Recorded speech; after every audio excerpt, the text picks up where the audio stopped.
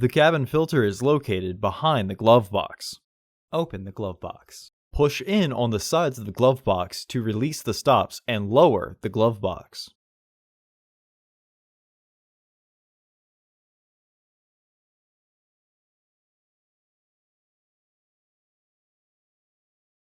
This model did not have a catch for the dampener cord, but you may need to detach and reattach the cord on the right side of the glove box.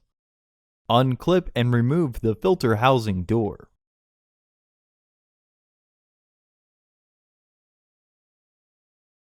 Remove the old filter from the housing and clean out any debris inside. Install your new AQ1087 filter into the housing.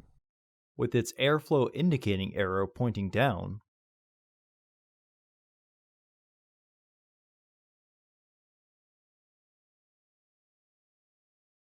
reinstall the filter housing door.